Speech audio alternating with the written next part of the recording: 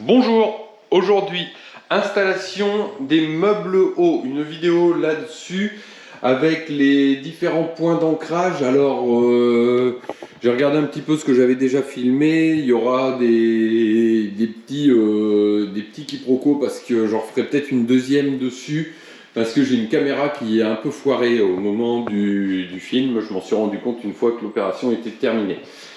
Je vous présente. Il y aura l'installation aussi de spots en dessous que nous ne pourrons pas tester puisqu'ils ne sont pas branchés. C'est un électricien qui vient par la suite mettre l'électricité et mettre les interrupteurs. Tout de suite, on commence la vidéo. Les meubles, lorsqu'on les reçoit, ils sont en carton comme ceci.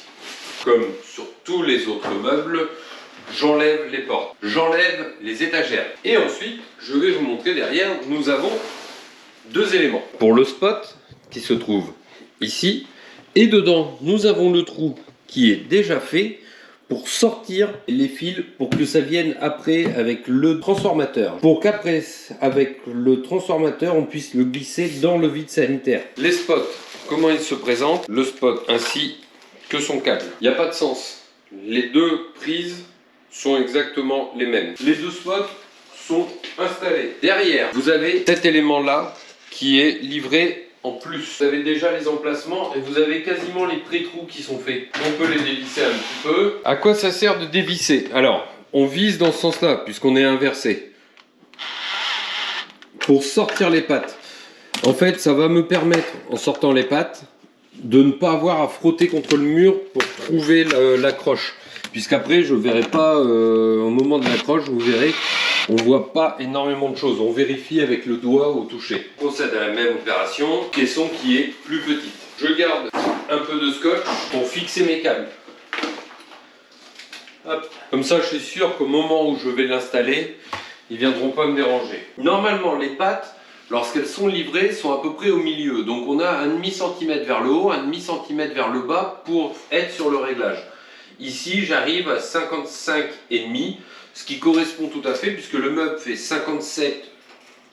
Lorsque je veux me fixer par rapport au haut du meuble, je me base à 2 cm en dessous pour pouvoir fixer les pattes. Mon niveau bas, donc 55,5, ça me fait que le haut du meuble arrive ici. Donc là, je place mon niveau. Je ne place pas mon niveau sur le bas du meuble ni sur le haut du meuble, mais je le place bien sur les fixations que j'ai identifiées. On prend les pattes de fixation, bien les mettre à 56. On vérifie, on est bien sur un meuble de 60. Par rapport à mon autre qui fait 56, là je prends 4 cm en plus pour les deux cloisons, puisque j'ai deux cloisons, j'ai deux meubles côte à côte. Donc je me prends 4 cm et je fais 86. Je prends mes pattes et j'informe mes trous. Je me mets sur mon niveau. Il y a une dernière subtilité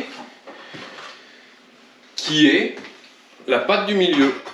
Et bien la patte du milieu, elle est toute simple. Donc là j'ai besoin de 4 pattes, hein, on est d'accord, je viens d'en casser une.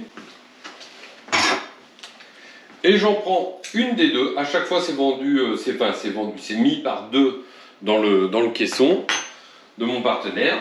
Et maintenant, je prends un caisson, je prends un des côtés, donc celui de gauche, et on peut voir que ma patte, en fonction du modèle que j'ai choisi, donc celle-ci va venir comme ça. Forcément, j'aurais pris de l'autre côté, elle serait venue de l'autre côté. Donc là, je me place comme ça, je regarde 41,5 du bon côté, du côté gauche, 37,5 de l'autre côté. Il faudrait qu'elle commence à 37,5 et 37,5, c'est impeccable. Donc là-dessus, nous sommes tout bon, on peut maintenant percer. J'ai pour habitude, lorsque j'ai déjà installé les meubles comme ceci, de percer avec l'aspirateur directement. J'ai que quelques trous à faire, c'est pas compliqué, voilà. Moi je le fais les deux, et pareil, j'ai aussi une habitude. Je perce avec un foret de 7,5 pour du 8. Alors, du 8, ça m'oblige. Je pense que je passerai au 10 en cheville.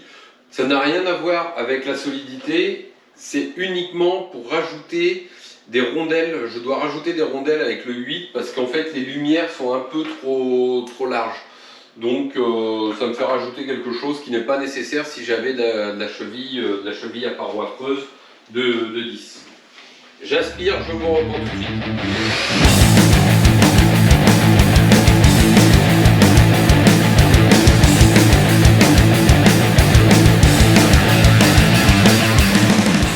Le grand intérêt d'aspirer, c'est que derrière, j'ai rien à nettoyer.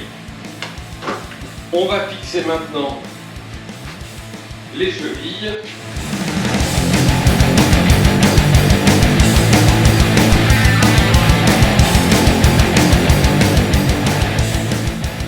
Donc, nous avons l'ensemble de nos fixations. Elles sont mises. Les deux. Maintenant, on va s'occuper de la partie électrique. Sur la partie électrique, nous avons un sensor. En bref, un petit interrupteur sensoriel qui vient se coller en dessous. Un boîtier interrupteur avec le transformateur Senso. Ensuite, ça, on vient le brancher sur le transformateur qui, lui, va transformer en 12 volts. Comment ça se présente ? Celui-ci, on va venir le brancher dessus. Voilà. Ensuite, celui-ci, on va le brancher au mur. Et sur ce fil-là, il y aura le sensor qui va venir se greffer dessus. Tout ça, ça va être sur le meuble. Nous avons la chance, dans ce cas, d'avoir une douille. Donc l'avantage, c'est que sur les douilles, il y a également ceci qui se remplace, qui vient se substituer à la douille. Et ça vient, c'est complètement à fleur. Donc on va se brancher directement avec ceci.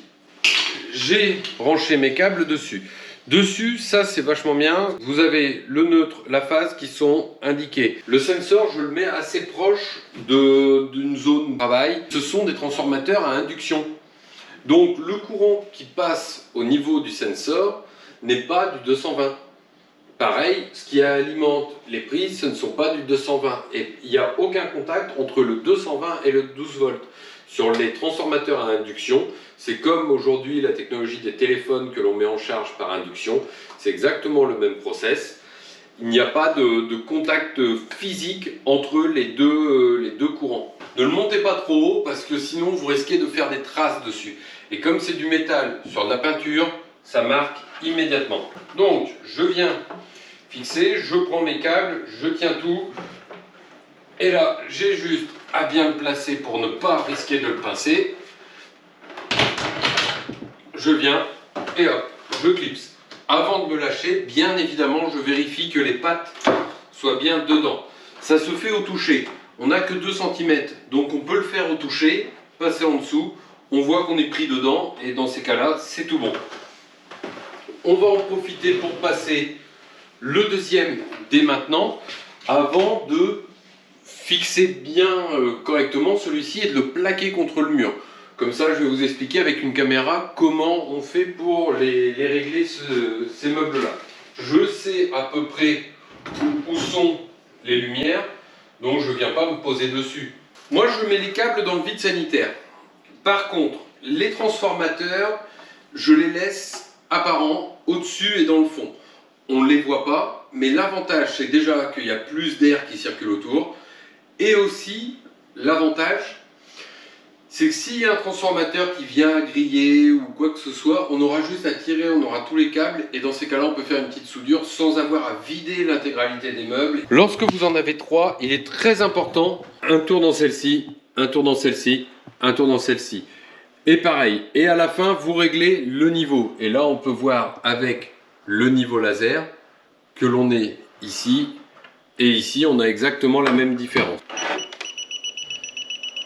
On met un autre niveau et on voit qu'on est parfaitement de niveau. Maintenant, on vient régler le second. On a un écart. Dans ces cas-là, c'est en dessous. Il y a un mécanisme. Moi, je me fixe en haut. Lorsque j'arrive un tout petit peu en dessous, je resserre un petit peu. Et là, je me rends compte que je suis allé trop haut.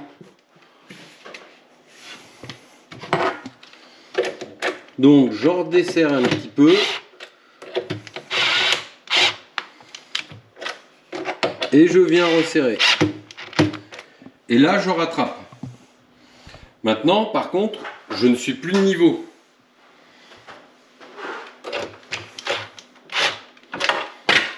Et là, je devrais être pas mal. On y est. Donc maintenant, je viens les fixer les deux entre eux. Maintenant, on va ranger les câbles. Voilà, moi je laisse apparent le premier transformateur du sensor.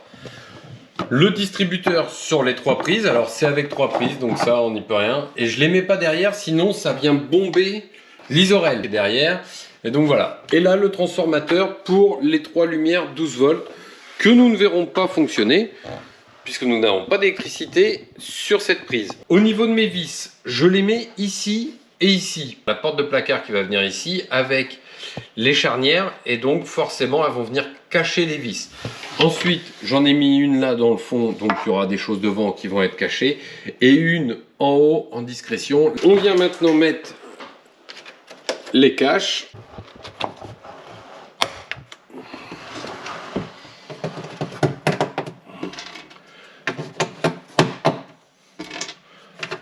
Hop. Sur les supports des étagères, vous en avez un comme ceci dans le fond, de chaque côté, et un plat sur le devant. L'étagère qui va sur le petit, et on peut voir que nous avons le dessous et l'arrière, puisque nous avons les 2 trous qui sont prévus pour le système de fixation. Et comme ça, ça évite que l'étagère puisse venir en avant. On vient mettre la porte.